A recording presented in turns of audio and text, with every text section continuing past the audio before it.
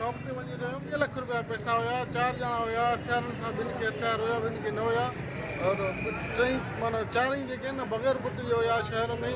वाक़ई ईअं अचानक बस मां वञा पोइ रस्ते में पिस्टल जले बीह रहिया, चए सामान ॾे असांखे, सामान ॾे। छा सामान ॾियां, वा केरु आयो, बसि फुरियऊं, चए ॾींदे ठीकु आहे, न त हणूं था, गोली थो ॾे।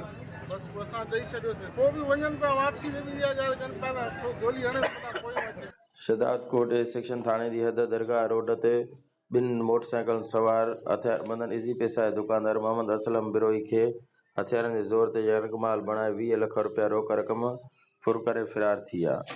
मुतासिर दुकानदार असलम बिरोही मीडिया से ॻाल्हाईंदे चयो त हिकु ख़ानगी बैंक मां पैसा कढाए मुलाज़िम सां गॾु वापसि दुकान ते अची रहियो हुयुमि त ॼाणियल हंध वटां 2 मोटरसाइकिल सवारनि ते 4 हथियार खेसि यरगमाल बणाए 20 लाख रुपया रोक रक़म फुर करे फ़रार थी विया। वाक़े जो पुलिस खे इतलाह ॾिनो आहे। हुननि चयो त शहदादकोट में बदनामी जा वाक़िआ वधी वञण करे शहर ऐं कारोबार माण्हू मुतासिर थिया आहिनि। हुननि एसएसपी कमर शहदादकोट खां मुतालबो कयो त फुर थियल रक़म वापसि कई वञे। गुलज़ार अहमद चांडियो, कोशिश डिजिटल, शहदादकोट।